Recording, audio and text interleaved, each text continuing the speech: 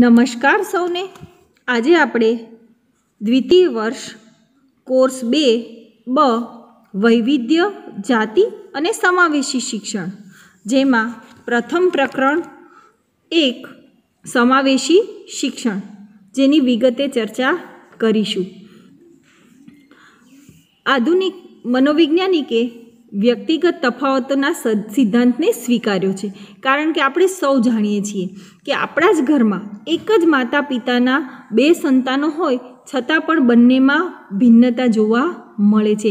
ક્યારેય કોઈ 2 આંગળી 5 આંગળી સરખી હોતી નથી। એવી કહેવત તમે સાંભળી હશે કે ક્યારેય કોઈ કુટુંબમાં 2 ભાઈ બહેનનો સ્વભાવ પણ એક સરખો હોતો નથી। તો એવી જ રીતે આપણે જોઈ શકીએ કે એક વૃક્ષ હોય તો એની કોઈ 2 ડાળી પણ ક્યારેય સરખી હોતી નથી। એટલે કે વૃક્ષ ઉપર ઉગેલા પાન, વૃક્ષ ઉપર ઉગેલા ફૂલ, આ બધાનું સૌંદર્ય છે એ અલગ અલગ છે। આ દ્રષ્ટિએ આધુનિક શિક્ષણવિદોએ શિક્ષણમાં પણ સમાનતા ઉપર વિશેષ ભાર મૂક્યો છે। આપણે નેક્સ્ટ સેશનમાં કોર્સ 2 જે છે એના 5મા સેશનમાં RTI એક્ટ 2009 વિશે વિગતે ચર્ચા કરી હતી, અને જ્યારે એ એક્ટ અમલી બન્યો ત્યારે શિક્ષણમાં પ્રત્યેક બાળકનો અધિકાર શિક્ષણ મેળવવાનો છે એવી વાત એમાં સ્વીકારવામાં આવી। હવે પ્રત્યેક બાળક જે છે એનું ઇમ્પોર્ટન્સ છે। દરેક બાળકને કોઈ પણ જ્ઞાતિ, ધર્મ, જાતિ એ બધાથી પર રહી અને શિક્ષણ મેળવવાનો હક સમાન છે। એટલે કે કોઈ પણ બાળક જે છે એ શિક્ષણથી વંચિત રહેવું જોઈએ નહીં, અને એના માટે કોઈ પણ પ્રકારનો ભેદભાવ બાળક સાથે રાખવો જોઈએ નહીં। એટલે કે શિક્ષણ મેળવવાની સમાન તક મળે એવી શિક્ષણ વ્યવસ્થા આપણે જોવાની છે, જેને કહેવાય સમાવેશી શિક્ષણ। તો આપણા મનમાં ઘણા બધા પ્રશ્નો થાય કે સમાવેશી શિક્ષણ શા માટે, સમાવેશી શિક્ષણ છે શું, કે સમાવેશી શિક્ષણ કેવી રીતે આપી શકાય? તો આ બધી જ ચર્ચા જે છે એનો સમસ્યાનો ઉકેલ આપણને આ પ્રકરણમાં મળશે। તો આપણે સૌથી પહેલાં જોવાનું છે કે ભારતીય શિક્ષણમાં બહિષ્કૃતિકરણના સ્વરૂપો। આપણે સૌ જાણીએ છીએ કે પ્રાચીન સમયથી આપણી શિક્ષણ વ્યવસ્થા જે છે એ ગુરુકુળ પરંપરાથી ચાલી આવતી હતી, જે આપણે F5માં કોર્સ 2 જેમાં પ્રથમ પ્રકરણમાં શીખી ગયા છીએ કે ભાઈ વેદકાળની શિક્ષણ વ્યવસ્થા કેવી હતી, ત્યારબાદ બૌદ્ધકાલીન શિક્ષણ વ્યવસ્થા, ત્યારબાદ મધ્યકાલીન શિક્ષણ વ્યવસ્થા, અને ત્યારબાદ આધુનિક શિક્ષણ વ્યવસ્થા। તો એ સમયે એમ કે જે ભારતીય શિક્ષણ વ્યવસ્થા હતી એમાં પણ બહિષ્કૃતિકરણના ઘણા બધા ઉદાહરણો હતા। એ સમયે ગુરુકુળમાં શિક્ષણ મેળવવાનો હક બધાને નહોતો, માત્ર ઉચ્ચ કુળના હોય એ જ શિક્ષણ પ્રાપ્ત કરી શકતા હતા। ત્યાં શિક્ષણ વ્યવસ્થા કે દરેક કાર્ય જે છે એ જ્ઞાતિ સાથે સંકળાયેલા હતા। એટલે કે બહિષ્કૃતિકરણ, બહિષ્કૃત કરવું એટલે કે શિક્ષણથી વંચિત રાખવું એને। તો આવા કેટલાક જૂથોને ઈરાદાપૂર્વક બહિષ્કૃત કરી અને શિક્ષણથી વંચિત રાખવાની પ્રક્રિયા આપણા ઇતિહાસમાં પણ આપણને જોવા મળે છે। તો આવી રીતે આપણે જોઈ શકીએ કે પ્રાચીન ભારતીય શિક્ષણ પ્રણાલીમાં આપણને મોટા ભાગે સંભાવ જોવા મળ્યો છે। સંભાવ એટલે કેવી રીતે? તો કે કૃષ્ણ અને સુદામા, હવે કહા રાજા ભોજ અને કહા ગંગુ તેલી। આ તમે કહેવત સાંભળી હશે કે કૃષ્ણ એટલે ક્યાં અને સુદામા એટલે ક્યાં। તો એ બંને સાથે જ ભણતા હતા। એવી જ રીતે ગાર્ગી, મૈત્રી, રોહિણી એ પણ કોઈ પણ પ્રકારના ભેદભાવ વગર પોતાની પ્રતિભા સાથે ભણીને જ સ્થાપિત કરી છે। તો આ બધા આપણા ઇતિહાસમાં સંભાવ દર્શાવતા ઉદાહરણો છે। એ ઉપરાંત મધ્યયુગમાં જોઈએ તો સ્ત્રીઓ અને પુરુષ આ બંનેની જાતિગત ભૂમિકા ભિન્ન ભિન્ન હતી। કેમ? તો કે એ સમયે સ્ત્રીઓને શિક્ષણથી વંચિત રાખવામાં આવતી હતી, જ્યારે પુરુષોના શિક્ષણને પ્રાધાન્ય આપવામાં આવતું હતું। એટલે કે દીકરીના જન્મ ઉપર દુઃખ વ્યક્ત કરવામાં આવતું હતું અને દીકરાના જન્મ ઉપર ખુશી વ્યક્ત થતી હતી। એ સમયે બાળકીને દૂધ પીતી કરવાનો રિવાજ હતો। દૂધ પીતી કરવી એટલે શું? તો કે બાળક જ્યારે કોઈ પણ દીકરી જન્મે છે કોઈના ઘરે, ત્યારે મોટા એક તપેલામાં ખૂબ દૂધ ઉકાળવામાં આવે છે અને એ ઉકળતા દૂધમાં દીકરીને મૂકવામાં આવે છે, અને પછી આપોઆપ એનો શ્વાસ રૂંધાય અને એ મૃત્યુ પામે, એટલે એને દફન ક્રિયા કરવામાં આવતી હોય છે। તો આ જે કુરિવાજ જે છે એ જાતીય અસમાનતાની પરાકાષ્ઠાનું ઉદાહરણ છે કે કેવી રીતે એમ કે ઐતિહાસિક પરિપ્રેક્ષ્યમાં જાતિ અસમાનતા જે છે એ કેવી રીતે ભાગ ભજવતી હતી. તો આ રીતે આપણે જોઈએ કે સ્ત્રી અને પુરુષ એ બંનેનું વર્ગીકરણ કરીએ તો અસમાનતા આપણને પુષ્કળ પ્રમાણમાં જોવા મળે છે. સમાજમાં દિવ્યાંગોની પણ ખૂબ ઉપેક્ષા થતી હતી. આ ઉપરાંત ભારતીય વસ્તીમાં 3% પ્રમાણમાં દિવ્યાંગો જે છે એ સાક્ષરતા દર રાષ્ટ્રીય સાક્ષરતા દર કરતાં ઘણો નીચો હતો. કેમ? તો કે આખા દેશની 3% દિવ્યાંગોની જે સંખ્યા હતી એ રાષ્ટ્રીય સાક્ષરતા દર આપણો જેટલો હોવો જોઈએ એના પ્રમાણમાં સાવ ઓછો હતો. એટલે કે દિવ્યાંગો જે છે એ શિક્ષણથી વંચિત રહેતા હતા. કેમ વંચિત રહેતા હતા? તો કે એમને એ સમયે પૂરતી સવલત મળતી નહોતી કે સમાજમાંથી એનો બહિષ્કૃત કરવામાં આવતો હતો. તો અમુક સમાજમાં કેટલાક લોકો શિક્ષણથી સભાન પણ હતા અને કેટલાક સભાન નહોતા, પણ એના કારણે ઘણા બધા સમાજ પણ શિક્ષણથી વંચિત રહ્યા હતા. આમ આપણે શિક્ષણમાં ઘણા બધા ઉદાહરણો જોઈ શકીએ છીએ. હવે આપણે અહીંયા બહિષ્કૃતિકરણના સ્વરૂપ માટે જોઈએ તો જ્ઞાતિ, જાતિ, વિકલાંગતા, ધર્મ કે વિસ્તારની દ્રષ્ટિએ શિક્ષણથી અકારણ વંચિત રહેલા જૂથ જે હોય, જે કોઈ પણ કારણ વગર, તો એવા શિક્ષણમાં પુનઃ સમાવિષ્ટ કરવા જોઈએ એવું લાગ્યું જ્યારે 21મી સદીએ બરાબર જોર પકડ્યું અને યુનેસ્કોએ શિક્ષણમાં ગુણવત્તાસભર શિક્ષણની વાત કરી અને એનો મુખ્ય લક્ષ્ય એક જ બનાવ્યો કે આખી શિક્ષણ વ્યવસ્થા ગુણવત્તાલક્ષી હોવી જોઈએ. એટલે કે શિક્ષણથી જેટલા લોકો વંચિત રહી ગયા હોય, તે ઔપચારિક શિક્ષણ હોય કે અનૌપચારિક શિક્ષણ હોય, ગમે તે પ્રકારના શિક્ષણથી વંચિત રહી ગયા હોય, તો એવા શિક્ષણથી વંચિત રહેલા તમામ જૂથોને ઔપચારિક શિક્ષણ આપવા માટે જોડવા, અને એ જોડવાની પ્રક્રિયા એટલે સમાવેશી શિક્ષણ. તો અહીંયા આપણે શિક્ષણમાં સમાનતા, સમતા અને સમાવેશી શિક્ષણની સંકલ્પનાને સવિસ્તાર સમજીશું. કે સૌથી પહેલાં તો સમતા એટલે શું? સમતા એટલે વ્યક્તિ સાથે સમાન રીતે વ્યવહાર કરવો. આપણી આસપાસ જેટલી પણ વ્યક્તિ હોય, એ પછી કોઈ પણ ધર્મની હોય, કોઈ પણ જ્ઞાતિની હોય, કોઈ પણ જાતિની હોય, કે પછી એ શારીરિક ખોડખાં પણ ધરાવતી વિકલાંગ વ્યક્તિ હોય, કે આપણા કરતાં અલગ એરિયામાંથી આવતી વ્યક્તિ હોય, કોઈ પણ પ્રકારની વ્યક્તિ હોય, તો એ બધાની સાથે એક સરખો સમાન વ્યવહાર કરવો. તો બીજા શબ્દોમાં એવું કહી શકાય કે સમતા એટલે કુદરતી ન્યાયની પ્રક્રિયા, કે જેના માટે પ્રત્યેક વ્યક્તિ માટે આપણે સમાન વિકાસવાની તક આપવી જોઈએ. તો આ મને સમતા કહેવાય. તો શિક્ષણમાં આ રીતે આપણે કોઈ પણ પ્રકારના ભેદભાવ વગર દરેક વ્યક્તિને સમાન રીતે સ્વીકાર કરવાની પ્રક્રિયા એટલે સમતા. ત્યારબાદ સમાનતા. સમાનતા શબ્દ કોને કહેશું? સમાનતા એટલે કોઈ પણ જાતના ભેદભાવ વિના પ્રત્યેકને વિકસવા માટેની સમાન તક આપવાની છે. જો બધાને સમાન ગણી લઈએ છીએ, પણ જ્યારે વિકાસ કરવાની તક આપવાની વાત આવે ત્યારે આપણે બધાને સમાન ગણતા નથી. એટલે કે માત્ર સમાન ગણવા એ જ સમતા નથી. સમતા સ્વીકારી લીધી, પણ પછી એને વિકસવા માટેની સમાન તક આપવી, તો એ સમાનતા છે. પાશ્ચાત્ય જગતમાં થોમસ, હોબ્સ, જાન, લાંગ, રૂસો આ બધા જ પાશ્ચાત્ય તત્વચિંતકો હતા. એ બધાએ સમાનતા બાબત ખૂબ સકારાત્મક વાત કરી છે. એમની દૃષ્ટિએ તો એવું પણ માનતા હતા કે કોઈ પણ વ્યક્તિ, રૂસો જે છે એ તો એવું માનતા કે પ્રત્યેક મનુષ્યને સમાન જ માનવા જોઈએ. ત્યારબાદ હોબ્સ જે છે એમણે પણ એવું કહ્યું હતું કે પ્રકૃતિ જો પ્રત્યેકને શારીરિક અને માનસિક દ્રષ્ટિએ સમાન બનાવ્યા હોય, તો આપણે માણસે શા માટે એનો ભેદ કરવો?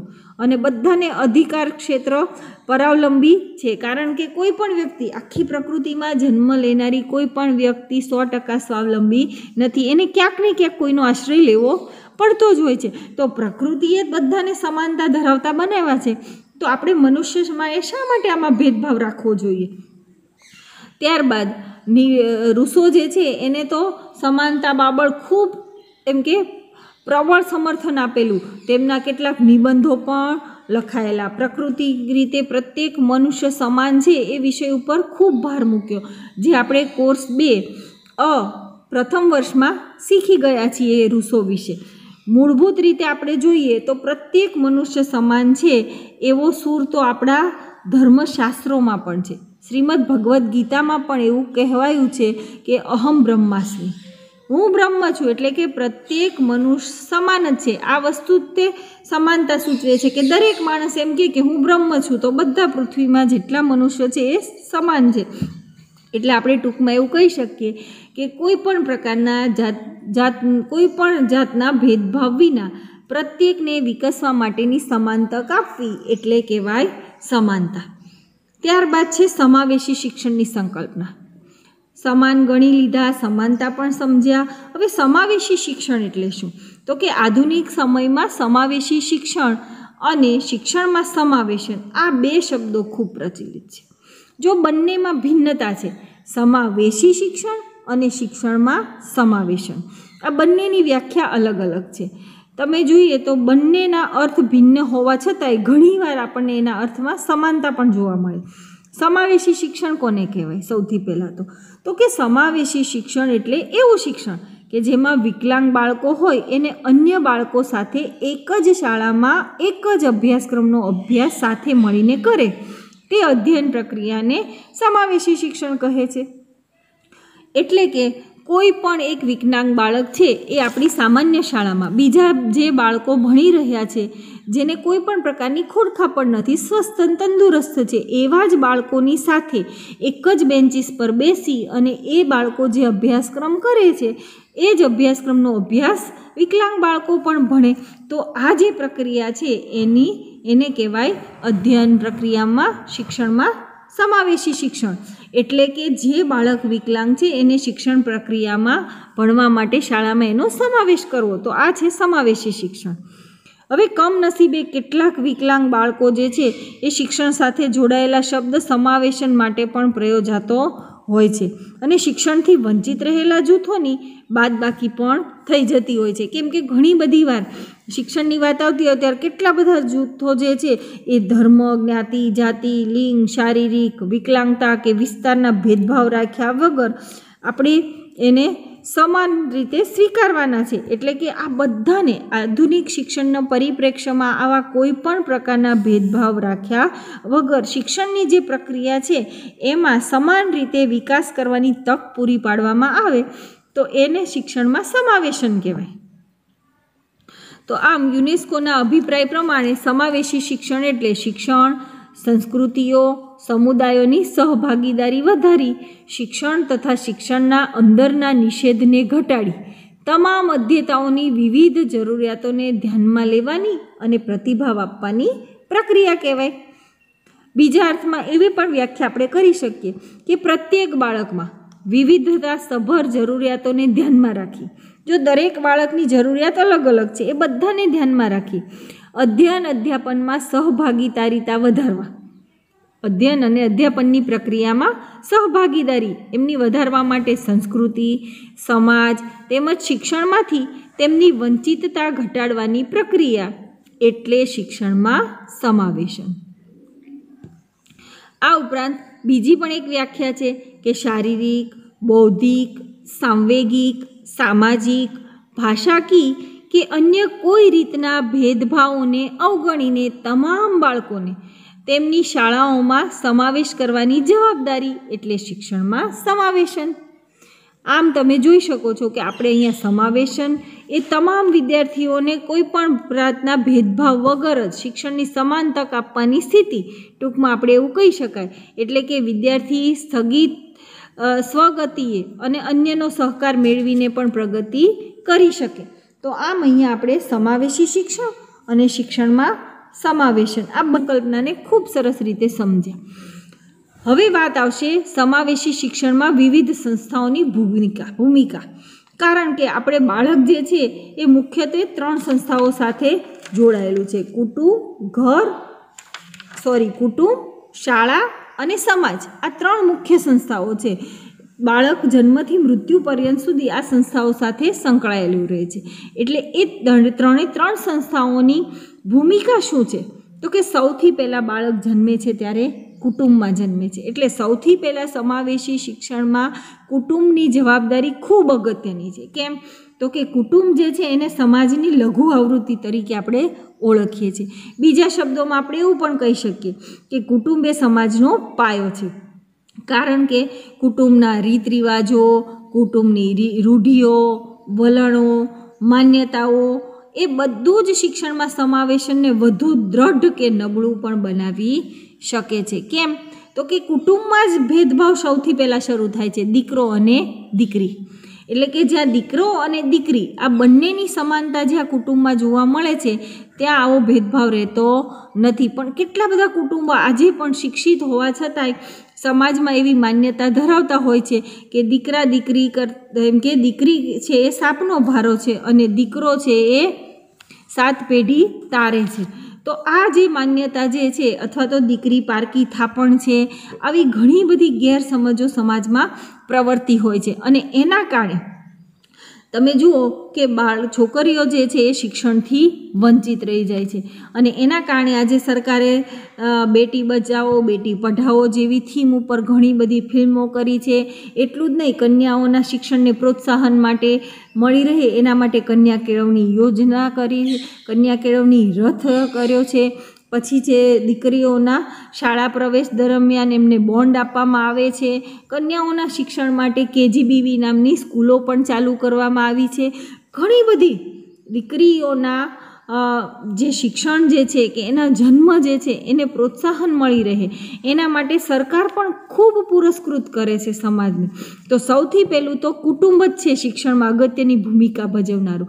કેમ કે જે કુટુંબમાં દીકરા દીકરીનો ભેદ નહીં હોય ત્યાં જે છે એ તમામ બાળક, પૃથ્વી ઉપર જન્મ લેનાર તમામ બાળક શિક્ષણથી ક્યારેય વંચિત રહેશે નહીં. એટલે સૌથી પહેલાં સમાવેશન માટે શ્રેષ્ઠ સંસ્થા જો કોઈ હોય તો એક કુટુંબની ભૂમિકા છે. ત્યારબાદ શાળાનું કામ છે એ વિદ્યાર્થીનું સામાજિકીકરણ કરવાનું છે. એટલે કે વિદ્યાર્થીઓનું સામાજિકીકરણ કરતી સંસ્થા તરીકે પણ તેને ઓળખવામાં આવે છે. શાળામાં 3 ઘટકો મુખ્ય ભૂમિકા ભજવતા હોય છે. એક તો શાળાના મુખ્ય શિક્ષક, બીજું શિક્ષક અને ત્રીજું વિદ્યાર્થી. કારણ કે આ ત્રણેયના પારસ્પરિક સંબંધો છે એ સમાવેશી શિક્ષણ ઉપર ખૂબ અસરકારક છે. ઘણીવાર શાળામાં આચાર્ય રૂઢિચુસ્ત બેઠા હોય તો એ દરેક બાળકને એક સમાન જોતા હોતા નથી. ઘણીવાર એવું બને કે આચાર્ય ખૂબ સારા છે અને પ્રત્યેક બાળકને સમાનતાપૂર્વક વ્યવહાર કરે છે, તો ઘણા શિક્ષકોને વર્ગખંડમાં અમુક બાળકો પ્રિય હોય, અમુક બાળક અપ્રિય હોય. તો ઘણીવાર વિદ્યાર્થીને એવું બને છે કે વર્ગખંડમાં એક વિદ્યાર્થીને બીજા વિદ્યાર્થી પસંદ ના હોય. તો આ ત્રણેય પક્ષ એટલે કે 3 મુખ્ય ઘટકો, શિક્ષક, મુખ્ય શિક્ષક અને વિદ્યાર્થી, આ ત્રણેયની વ્યક્તિગત સમજણ અને પારસ્પરિક સંબંધ જે છે એ કેવા છે એની આધારે સમાવેશી શિક્ષણ ઉપર વધારે અસરકારક બની શકે છે. કારણ કે શાળામાં પ્રવેશ મેળવનાર કોઈ પણ બાળક એ દિવ્યાંગ બાળક હોય તો એને સૌથી પહેલાં તો પ્રવેશ આપવાનું કોને છે? મુખ્ય શિક્ષકને. જો મુખ્ય શિક્ષક આવો કોઈ પણ પ્રકારનો ભેદભાવ રાખ્યા વગર એને શાળામાં પ્રવેશ આપશે તો એ સરળતાથી ત્યાં એડમિશન લઈ અને ભણી શકશે. પણ જો ત્યાંથી જ એને અટકાવવામાં આવશે તો, અને માનો કે મુખ્ય શિક્ષકે એડમિશન આપી દીધું પણ વર્ગખંડમાં જ્યારે અધ્યયન કાર્ય થતું હોય ત્યારે શિક્ષક એના પ્રત્યે એમ કે નીરસતા દર્શાવે તો ત્યાં પણ સમાવેશી શિક્ષણમાં મુશ્કેલી અનુભવતી હોય છે. અથવા તો શિક્ષક ખૂબ સરસ રીતે એનો સ્વીકાર કરી લે છે શિક્ષણ પ્રક્રિયામાં, પણ એના સમવયસ્ક વિદ્યાર્થીઓ જો એમનો પૂરતો સહકાર ન મળે તો જે છે ત્યાં પણ શિક્ષણ પ્રક્રિયા રૂંધાય છે. એટલે કે શિક્ષક, મુખ્ય શિક્ષક અને વિદ્યાર્થી આ ત્રણેય ઘટકો જે છે એનું કામ છે એ ખૂબ અગત્યનું છે.